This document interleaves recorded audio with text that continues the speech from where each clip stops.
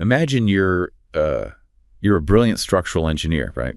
Yeah. Your entire career is just built on the expectation of absolute precision. Right, like calculating load-bearing weights to the exact decimal point. Exactly. You analyze stress tests, you account for, wind resistance, and because of all that rigorous, meticulous preparation, the bridge holds. It's a very binary, predictable world. Very safe. Yeah.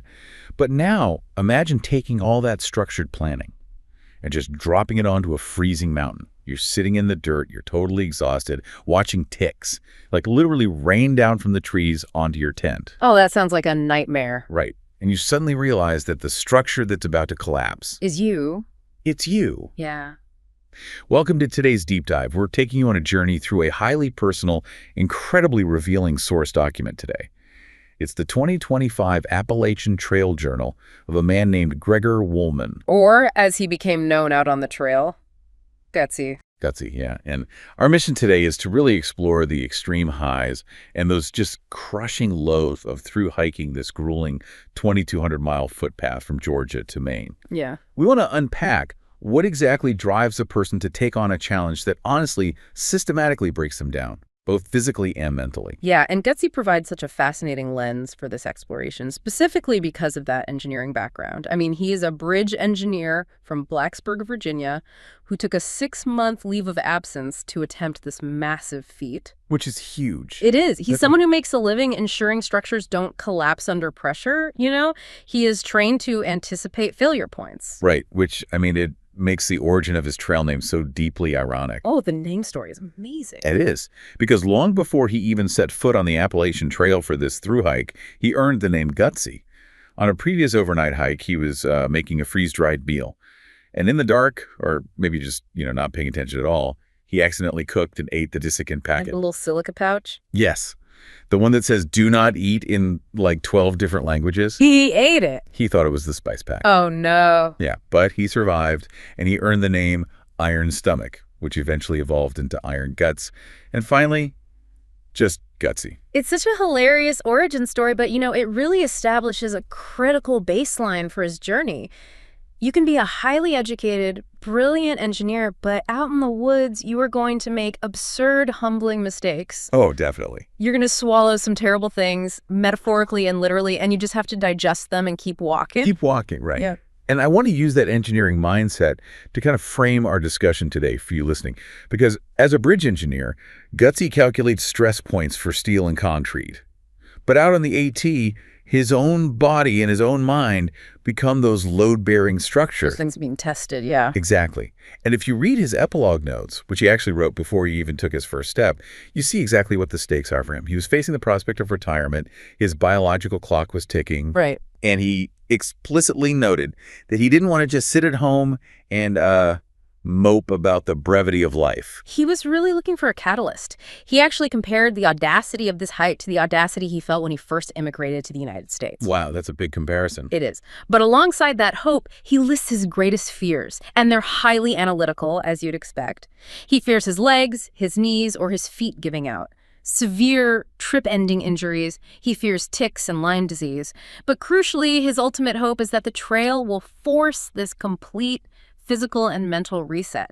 He's looking for serenity and acceptance. So he has this beautiful theoretical blueprint, right? The spreadsheets are made, the gear is purchased, but then the blueprint meets the wilderness. Day one happens, and those structural weaknesses are exposed immediately. Gutsy starts this massive journey, giving himself only a 25% chance of making it past his second bailout point in Daleville, Virginia. Which is so low. It's so low. And this isn't just like a lack of confidence. He is structurally compromised before mile 1 because he has pre-existing foot tendonitis, right. Specifically in his hallux longus. Right, the hallux longus. So let's look at the mechanics of that for a second. That is the critical tendon that flexes your big toe. Ouch! Yeah, when you walk, your entire body weight transfers through the foot and pushes off that big toe.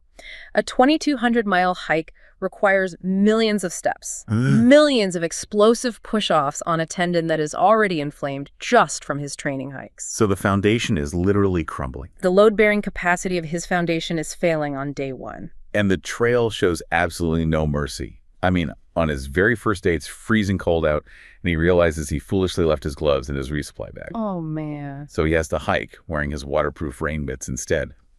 which of course traps sweat and just freezes hands anyway. And then he sets up his tent under some olive trees, and he looks up to see the trees literally raining ticks down onto his shelter. Wait, raining ticks? Raining ticks. It's his literal nightmare scenario playing out immediately. This is where we see the gear start to fail alongside the body, right? The preparation just unravels. He destroys a pair of expensive hiking socks because he puts them too close to a campfire trying to dry them out. Classic mistake. Yep.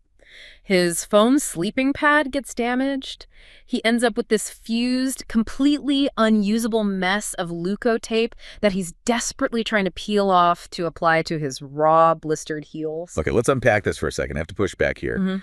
Isn't hyper-preparing the only logical thing to do? I mean, if he doesn't pack the right gear or plan for these freezing temperatures, he could literally die out there. Preparation is survival. Absolutely. But reading his journal, it almost feels like his extreme preparation actually makes the inevitable physical shocks worse. Like, because he knows exactly what the gear should be doing. Is he suffering twice? Once in his mind when the plan fails, and then again in his body. What's fascinating here is that physical survival and psychological survival are two very different things. Okay, how so? Well, you're absolutely right that bringing the right sleeping bag keeps you alive. But when you over-engineer a perfect spreadsheet for your hike, you create a very rigid psychological expectation. In engineering terms, brittle materials shatter under sudden impact. They don't bend. They don't bend. Out on the trail, rigidity is a liability. His preparation tells him that premium Gore-Tex boots are the ultimate solution for wet conditions. But reality teaches him the brutal thermodynamics of a hiking boot. Which are what exactly? Gore-Tex is a breathable membrane, right? It works on temperature differentials. Once that boot is fully submerged in a stream, soaked with mud, filled with human sweat. Gross. Yeah, very gross. The microscopic pores clog.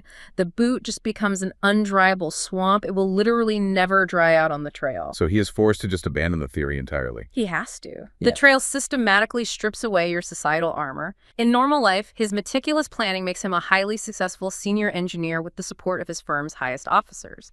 But the elements do not care about your status or your title. Nature doesn't care about your resume. Not at all. What matters is whether you can wade barefoot across a freezing stream near Mount Musalak without losing 25 minutes of daylight. This initial physical breakdown is not a failure. It is the necessary demolition phase. The pain forces a reset of his identity. Wow. And that demolition phase, that leads us right into the true psychological warfare of the journey. We've established the baseline physical toll, the blisters, the cold, the wet gear. But now we have to talk about the absolute abyss, the deep, dark lows where the trail stops attacking his feet and really starts attacking his mind. Let's talk about Pennsylvania. Oh boy. Famously dubbed Rocksylvania. Rocksylvania is notorious for a reason. Gutsy describes navigating these jagged, just shark teeth-like rocks that just shred footwear and human tissue alike. This terrain slows his progress down to an agonizing crawl of barely 2 miles per hour. Barely 2 miles an hour. If you've ever stubbed your toe on a piece of furniture in the dark, that blinding, just irrational flash of frustration that washes over you. Yes, the worst. Now, imagine anticipating that feeling on every single step. Imagine the immense cognitive load required for that. You aren't just walking, you're calculating the angle, the friction, and the stability of every jagged rock before you commit your weight to it for hundreds of miles. That constant low-level cognitive drain is exactly what breaks hikers. In engineering, there is a concept called fatigue failure. Okay. A massive steel beam doesn't usually snap from one massive dramatic blow. It fails from millions of tiny microscopic stress fractures that accumulate over time under a repetitive load. Rocksylvania is where Gutsy begins to experience psychological fatigue failure. The hits just keep coming. In New York, he faces relentless rain. He gets completely turned around because he literally cannot believe the trail markers are telling him to climb up slick vertical rock walls. He takes a really hard fall on a steep section called the Stairway to Heaven. Ouch. Yeah. But the absolute nadir, like the lowest point of the entire 6-month journey, happens in New Hampshire's White Mountains. Specifically Kinsman Mountain. Here's where it gets really interesting. I like to think of this as a boss fight in a video game, where your health bar is flashing red, your gear is degrading. I mean, he loses Shishok's headphones, which distresses him deeply because music and podcasts are his tether to sanity. He loses a water bottle, and the trail literally eats his rain pants and one of his camp sandals as he slides uncontrollably down a steep rock face. It ate his pants. It ate his pants, so his health is red, gear is breaking, and the game refuses to give you a save point. The climax of this punishment happens near the Guyot shelter. He makes a navigational error. Just a simple mistake. But out there, a simple mistake is devastating. Exactly. He takes a wrong turn and ends up hiking an extra half-mile down a punishingly steep path. When he realizes his error, he doesn't just have to turn around. He has to reclaim all that elevation he just sacrificed. Oh, that is brutal. He has to talk himself back up that mountain, setting these tiny, painful mini-goals for every single step, cursing the entire way. He actively contemplates quitting right there on the rocks. He really wanted to tap out. Yeah. He writes in his journal that he feels completely inadequate. And what really twists the knife is that while he is fighting for his life, practically crawling up this incline, a super fit retired couple from Australia just breezes past him like they're on a Sunday stroll. That detail is so vital for understanding the psychology of extreme endurance. The lowest points on this journey are rarely about the steepness of the elevation or the temperature of the rain. They are deeply tied to the psychology of comparison. And social exclusion, right. Exactly, feeling left behind. Because it's the social lows that seem to hollow him out the most.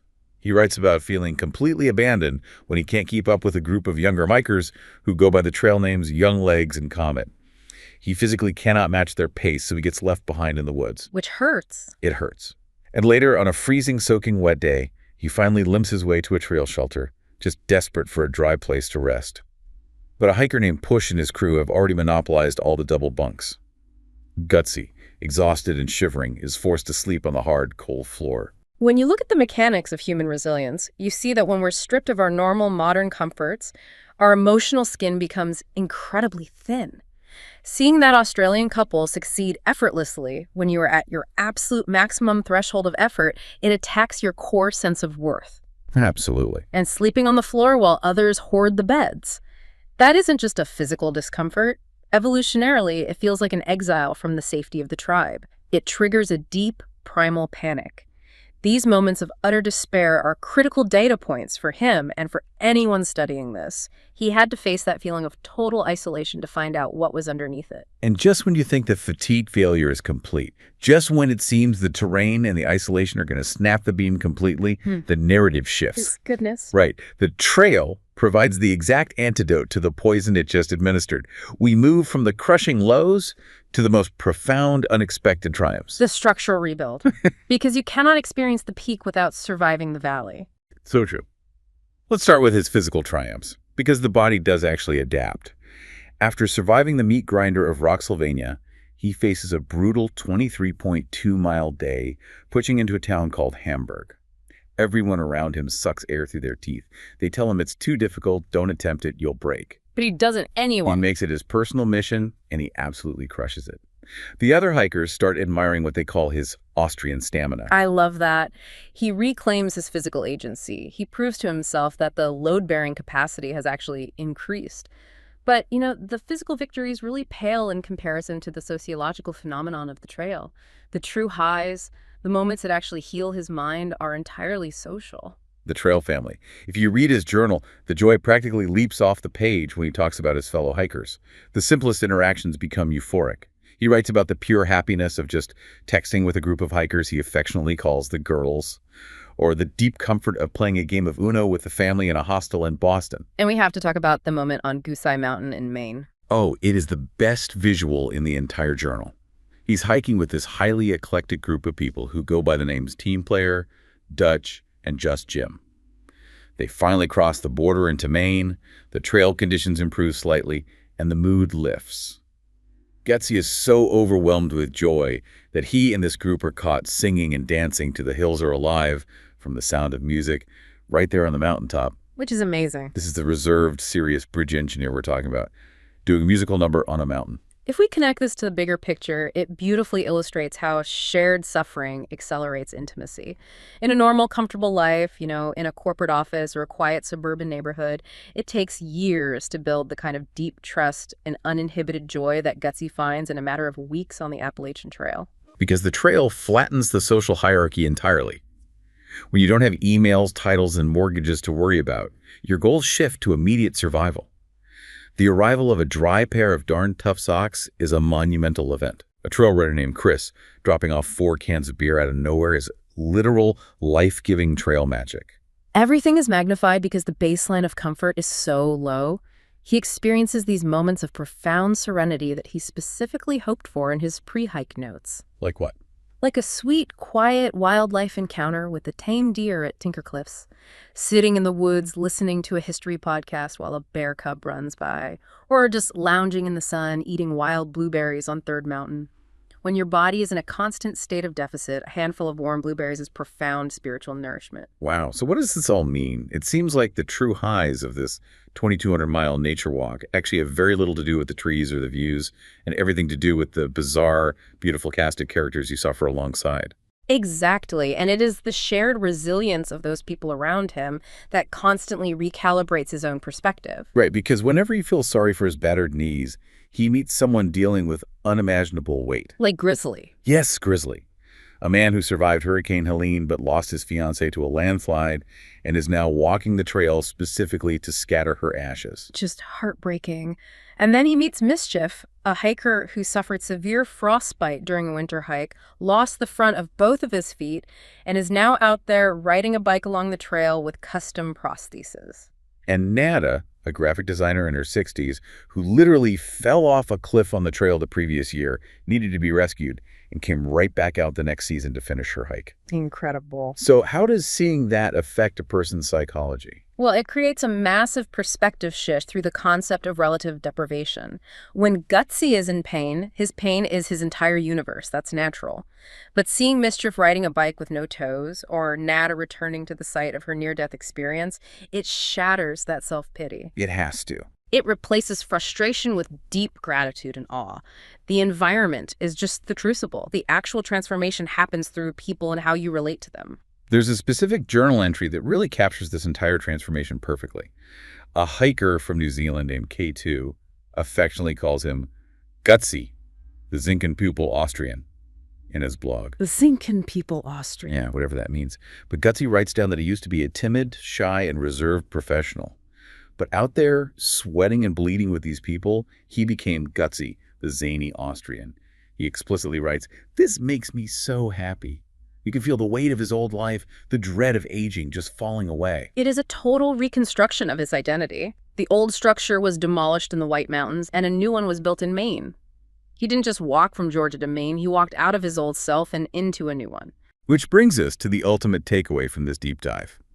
Gutsy went out looking for an escape from the dread of retirement and the brevity of life. And he found a chaotic world that battered his knees, ate his rain pants, gave him raw heels, and pushed him to the absolute brink of quitting on the slick rocks of New Hampshire. But that exact same world gave him unbreakable friendships, wild blueberries in the sun, and a complete reset of his spirit. because the suffering was never a barrier to his goal. The suffering was the necessary vehicle that got him there. And this connects directly to you listening right now.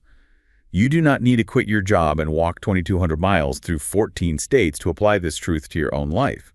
Gutsy's journal is a masterclass in proving that whether you're prepping for a massive creative project, navigating a really tough season of life, or just trying to get through a difficult week, the lowest valleys of frustration are often the exact price of admission for the highest peaks of connection and clarity. Yeah, you can't just engineer your way out of the struggle. You have to walk through it. You really do. And that leaves us with an important question to mull over. Gutsy noted early on that he used to be a very timid, reserved professional. The trail, through extreme physical and social pressure, turned him into the zany Austrian dancing to show tunes on a mountaintop. It really makes you wonder about the walls we build around ourselves. Exactly. If a grueling 6-month walk through the elements can completely rewrite a person's identity, what rigid parts of your own identity might just be a construct of your current comfortable environment? What parts of you are just waiting for the right kind of struggle to melt them away? It turns out we might all be structures waiting to be tested. The engineering might be sound, but sometimes, you just have to let the bridge collapse to see what you're truly made of.